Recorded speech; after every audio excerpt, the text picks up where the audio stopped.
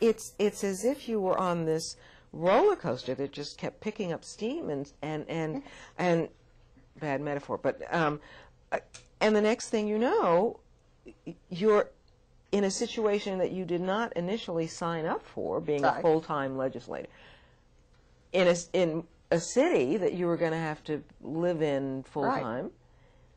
Well, I came home every weekend. Right, but still in all, and you were simultaneously making history as the first African-American woman. Right. There had not been a woman in the there's only been one woman. There was one woman in the California legislature at the time. She was the wife of someone who had passed away. But two of us got elected, so there were three women, an Asian woman, and this white woman who was there, and myself. We were the three women in the California legislature. What was that like? Well, you know, I have to say that I was very successful in the legislature. When I got up there, of course, Jess Unruh had reconciled himself to the fact that he had been defeated in this, and so he could have just denied me everything. He represented the next adjacent district, incidentally. I represented up to Inglewood. He represented Inglewood. So his district was across the street from mine. So he called me in, asked me about what committees I wanted, and I asked for the best committees, obviously. And he said, well, you know, you weren't here by my choice, but you're here. But you're going to have to understand how we do business here. And you're right near my district. But I'll say this to you.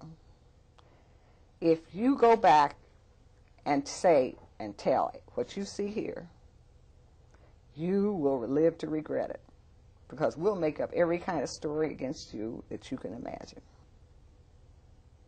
Really? I said, I'm not planning to go back and tell anything. I got very good committees that, you know, were committees where you could raise money and everything else. And you know, there were all kinds of stories. Like, there was, as I understand, it was a big issue of who was going to sit next to me, you know, in the legislature. And that, apparently, they had a meeting on that. And this man, Leo Ryan, who died in Jonestown, he volunteered, and he was my seatmate.